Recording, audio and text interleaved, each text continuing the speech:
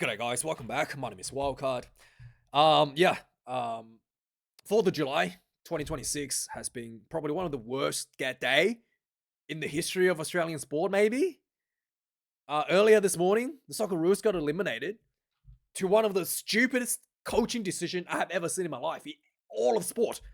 All of sport. He actually made me feel a little bit better about the Wallabies tonight because of how bad the Socceroos went. How stupid the decision was with the penalty goal keeper, swapping around goalkeeper just for the penalties, right? A few years ago, I remember Gareth Southgate in the Euros final against Italy. He brought on specialty penalty goal kickers. And that did not win. That did not go well for England, right? Because, for some reason, I guess having the player sitting on the bench, right, for 120 minutes, just repeat, having the thoughts of kicking penalty goals running over and over and over and over and over and over again in your head, having the pressure of the entire nation put upon you, right, to win it for England. They haven't, to bring home. The football's coming home, right? Football's coming home. You got to kick the penalty to win it for the nation, right? And having them thinking about that for 120 minutes didn't work out for England, right? Somehow, the Australian Wallaroo coaches thought, hey, we can do that. We can do that with a goalkeeper, right? That's the brilliance, that they came up today. I could not believe my eyes when I saw this, right? And this was the goalkeeper that did not play any of the games leading into this match. He did not play a single minute of FIFA World Cup. Precisely because he isn't good enough. And somehow the coaches went, yup, let's bring on the shitty goalkeeper just for the penalty shootouts and see how that goes. Not to mention, right, they put on, one of the kids, his first FIFA World Cup. Not only that, it's his first FIFA World Cup, he plays center back. He plays defense, right? So you put a guy who plays defense who hardly takes a shot at goal in his entire career, his entire, short, 1-2 year career, they got him on to kick a penalty goal. I mean, you might as well put me on at that point, right? The amount of goal attempts that this guy has had in his entire career, somehow they thought that was a good decision as well. I mean, just some of the most mind-boggling decisions out of the Socceroos this morning. And, I guess, looking at the Wallabies performance, I'm actually not that mad. We won so many things, except mentally we lost ourselves. This happens all the time. And this is not, Joe Schmidt's fault. This is not the players' fault. This is how we treat the game of rugby from Super Rugby up. It's a problem we've been having. It's a problem that is rooted in the player's psyche from Super Rugby up. They never learn to play to win. They play to not lose. That, guys, is the difference between Ireland and Australia today. Ireland play to win. We play to not lose. Despite the fact that we were the better team, despite the fact that we had way better stats than the Irish team, we still lost to ourselves in here because we never pushed ourselves in Super Rugby. We never pushed ourselves in training to play to win the game. We capitulate and try to pray to the referee by kick a bunch of penalty goals so that we don't lose the game.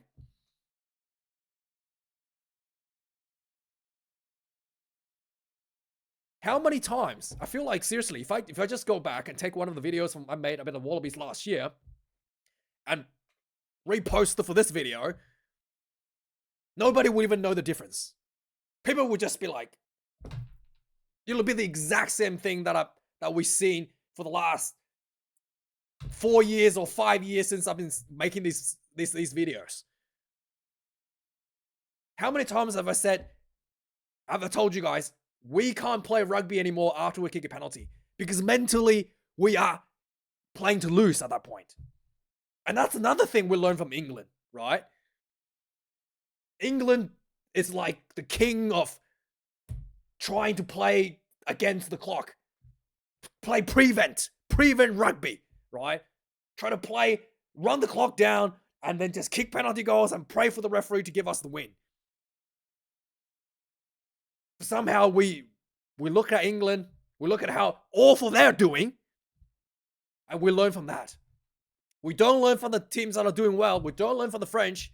We don't learn from the Scottish, who's doing really well by not kicking penalty goals. We learn from the worst. We learn from England that had an opportunity to win the Six Nations, only to capitulate and play like absolute dog shit. We take that mentality and we use that as our own.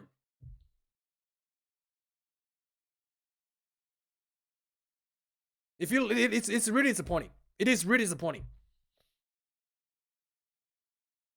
Like, the game went down into the drains.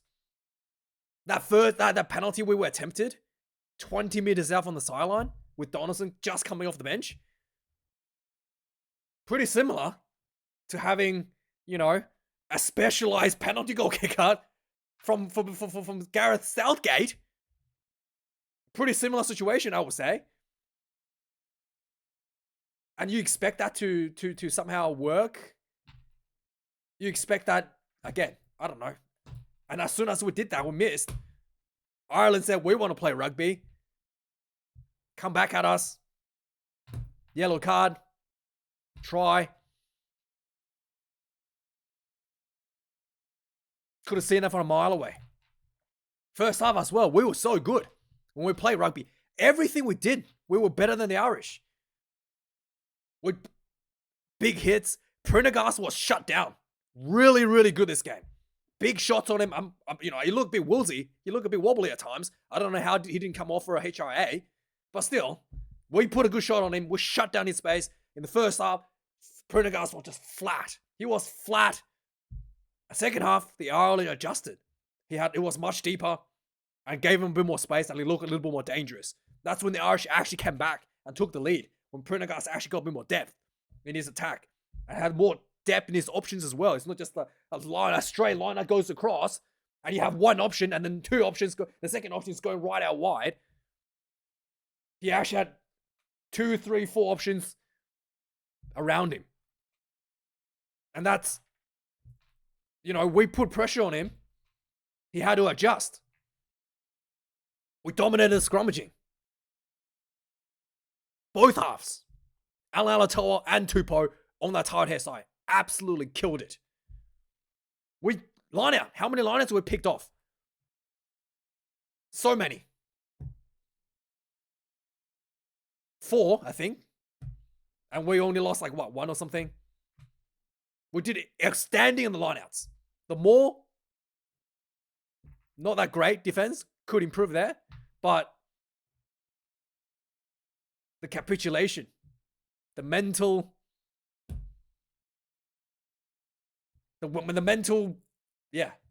lapse in self-belief, in determination, it's.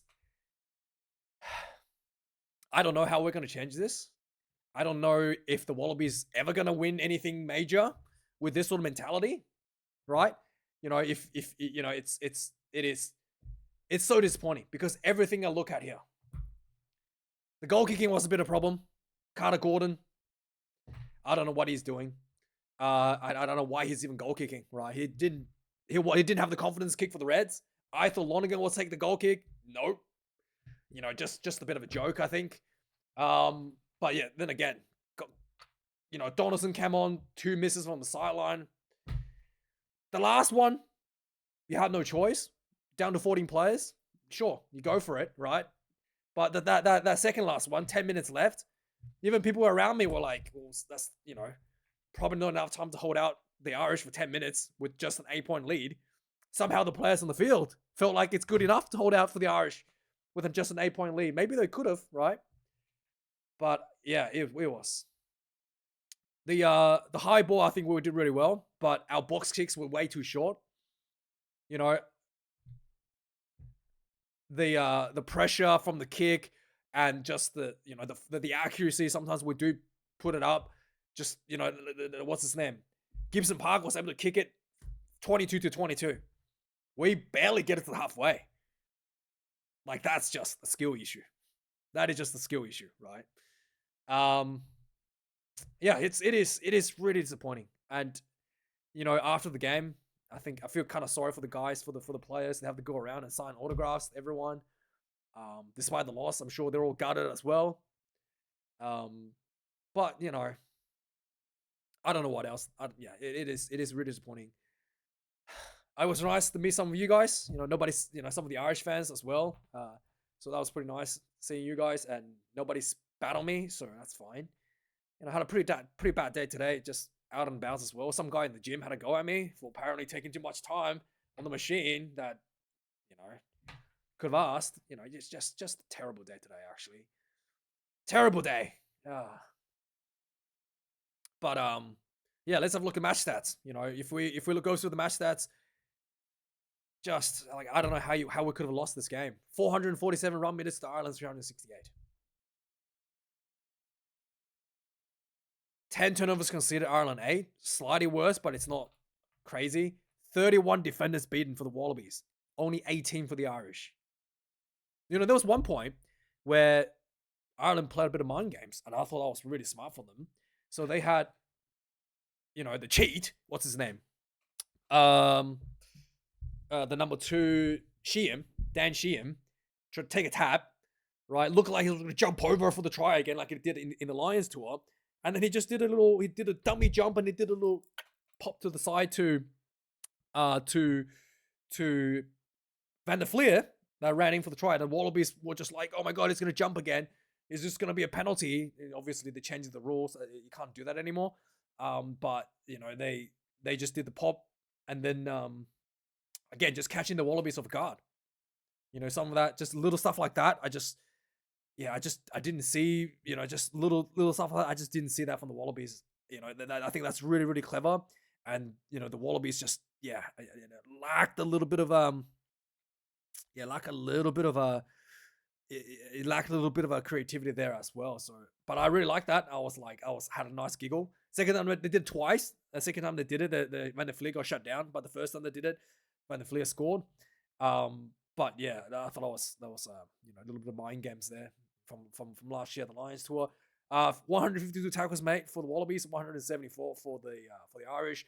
31 missed tackles as well. How did they win this game? 31 missed tackles. 18 missed tackles for the Wallabies. Much better stats there too. 22 kicks in play for both teams. Look at that. 3 out of 5, 0 out of 2. My goodness. Just like, why is Carter Gordon kicking, man? What the fuck is going on? My goodness. Only one for Prendergast. He missed one, and then he got himself back into the game. So that's a really good sign. He got hit really hard a couple times. He looked a bit wobbly, and he still nailed his goal. The Wallabies, yeah,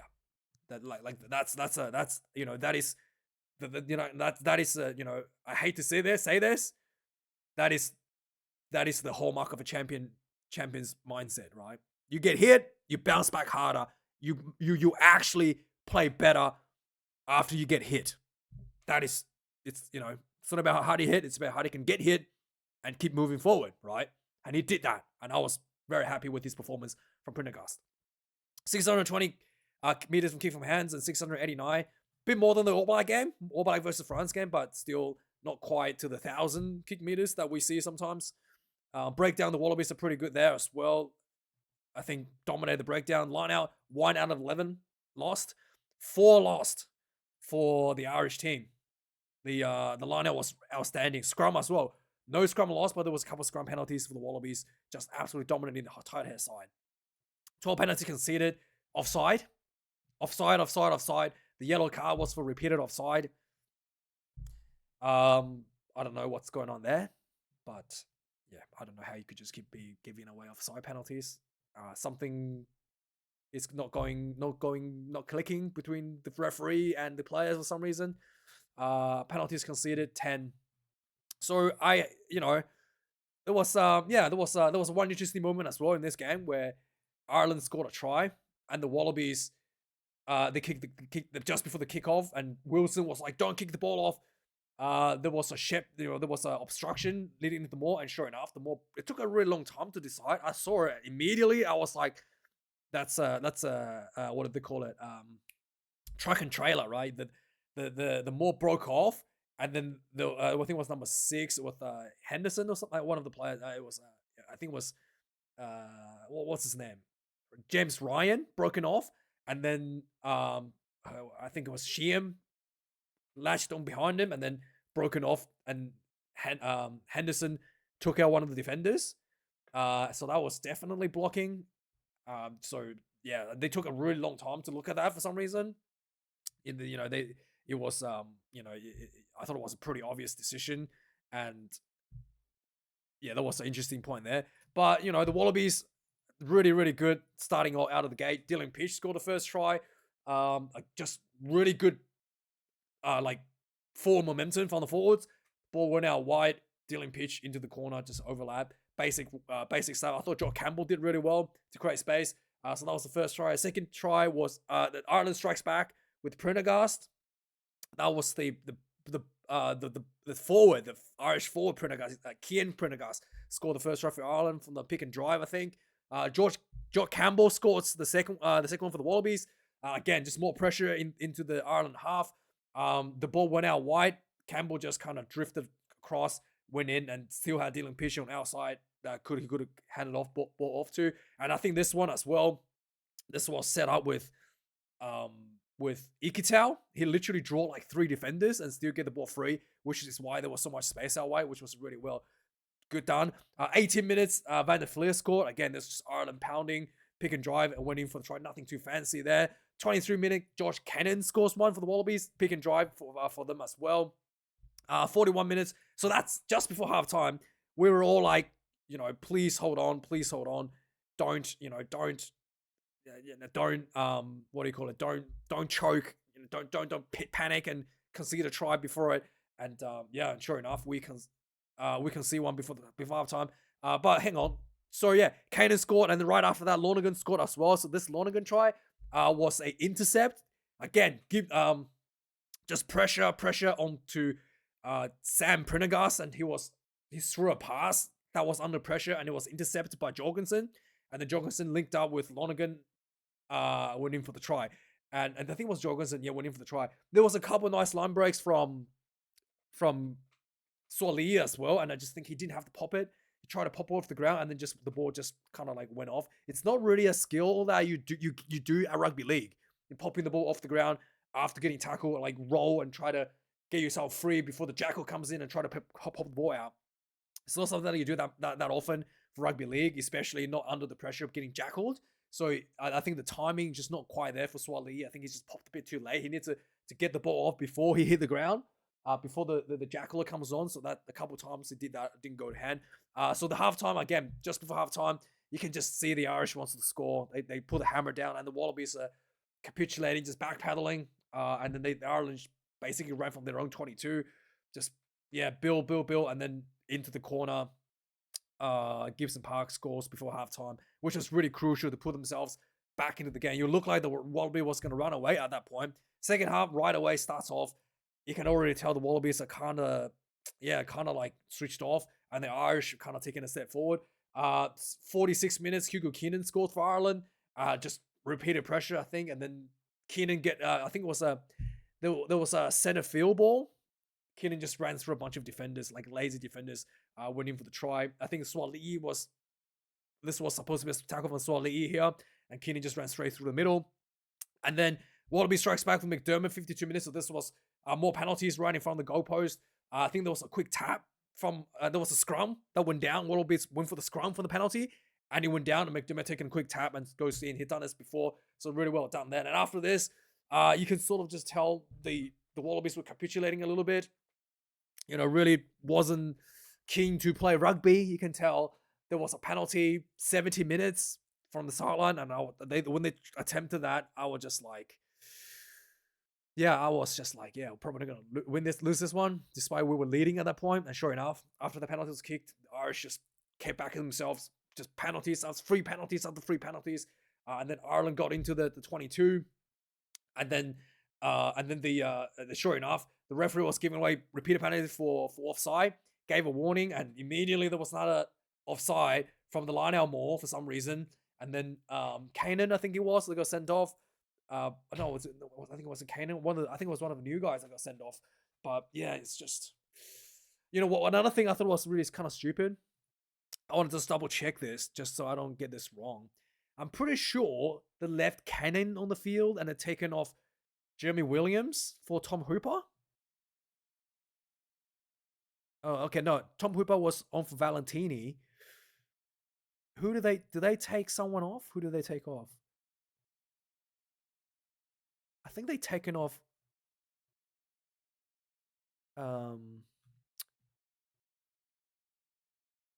Wait, who's? Oh, maybe Tom Hooper didn't. Okay, so maybe. So Lachlan Shaw came on. Who did he come on for? He came on for Kanan. Okay, so Shaw is the one that got the yellow card. Okay, not what's his name? Not so he did not come on for what's his name? For Jeremy Williams. Okay, so yeah, so again, just repeated penalties, some of the newer guys not holding the nerves. But yeah, you know, it is what it is. And then with the play in the bin, Ireland pounds them through with Clarkson, 76. Wallabies still has a chance, got a penalty, 40-something meters out, and, you know, it didn't give anybody confidence when you see everybody having a discussion about whether or not to take the kick.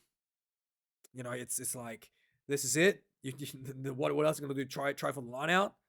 I mean, seriously, with 14 players, and this is, you know, it's, I mean, if you didn't have confidence to kick this one, why did you try attempt it, you know, on the 22 when you know, in a way worse position, right? Like, you know, against the sideline at the 22, you didn't. Why did you decide to take that when you know, when this one is much better position, bit further away, but much better angle?